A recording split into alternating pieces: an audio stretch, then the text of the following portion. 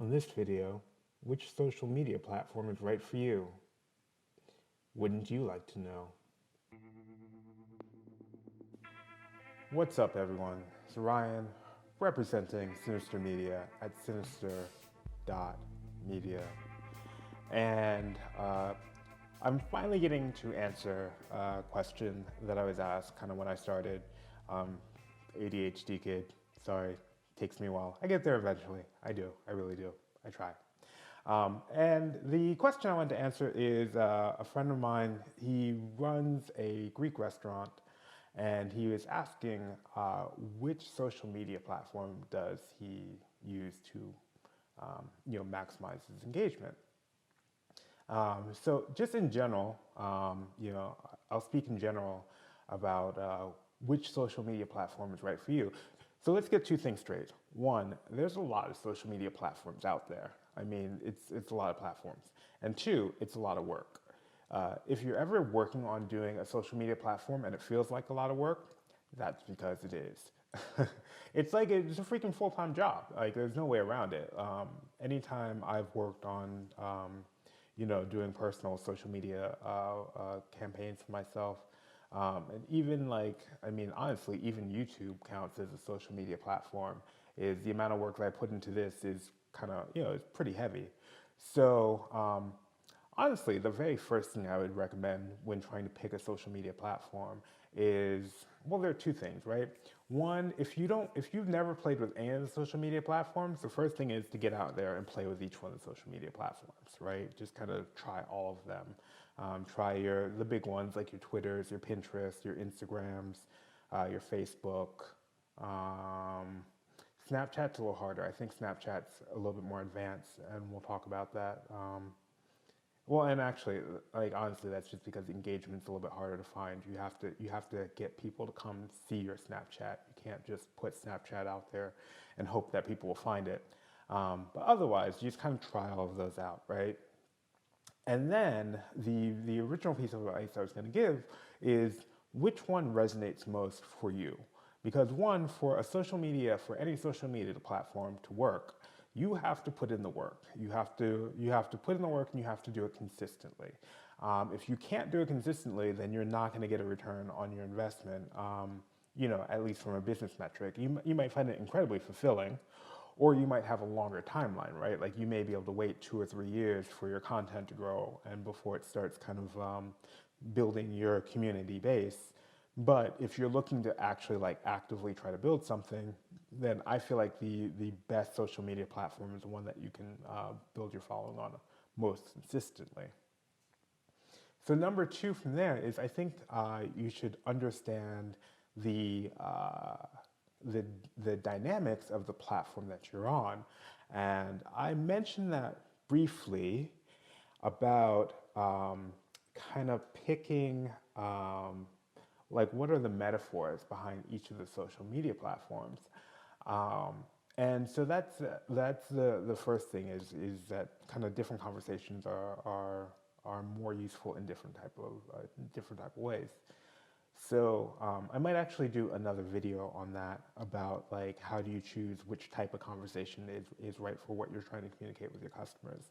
But that's number two is picking a communication platform that suits the kind of conversation that you're having with your customers. Um, so then three, to get in specifically into a couple of examples how you might do this for if you're running a Greek restaurant, let's take a look at a few. The first I would think that would be very interesting, very obvious would be Yelp, right? If I were running a restaurant personally, I think the very first thing I would be doing is managing my Yelp reviews and expectations. I live in New York City. This is just one of those cities where there's just too much stuff here, and Yelp makes or breaks places, right? And I'm not even talking like kind of does. I mean, if you don't have 4 stars, you almost can't play. It's true. It's sad. It's sad, but it's true. Like I'm sure that there are plenty of 3-star meals I could be getting, but when there are so many fours out here, it's kind of hard to trust that four. That three out there. I don't know. Call me stuck up. But That would be kind of my first one, is engaging with customers on Yelp reviews, kind of mitigating any kind of disagreements you might have had, possibly running promotions, that type of thing, right? Encouraging people to leave reviews, and then just giving really, really above and beyond customer service. I don't know if we've talked about this yet, but the very first thing that has to happen is that your product has to be great, but give great customer service so that your reviews, kind of reflect that. Don't just kind of like be like, hey, give us 5 stars, and you're a 2.5. Like, you need to stay in your lane, like understand who you are in this game first, right? The second way, which you can use a platform like Yelp, is that you can go in and you can read reviews of either restaurants in your area or restaurants that are in the same genre, like other Greek restaurants in this particular situation, and get a feel for what they're doing and figure out where you can improve. Like, if I were, doing something like that, I would use social media as a platform for researching who I'm up against and what I'm up against, and where I can find ways to kind of improve and innovate on what the people next to me are doing, right? So if you find out the restaurant next to you has really good dinner but terrible lunches, and if you can kind of fill that gap as a lunch provider, then that makes sense to me, like from a purely business perspective. Number three, the third idea that I have would be maybe kind of double teaming something like that, right? So I could see like it might be difficult building up that initial base of people to review on Yelp. And of course, like for every person that you get to walk in the door, you can obviously I don't know. I don't know the exact rules on Yelp, but you can probably in some way like recommend that if people like your restaurant to just maybe instead of tipping your waiters, like go leave go leave a comment on Yelp or something like that. But pair Yelp with something like Groupon, where you can get people in the door quickly and kind of get them understanding like what's so great about your place, giving them a chance to try the product for themselves.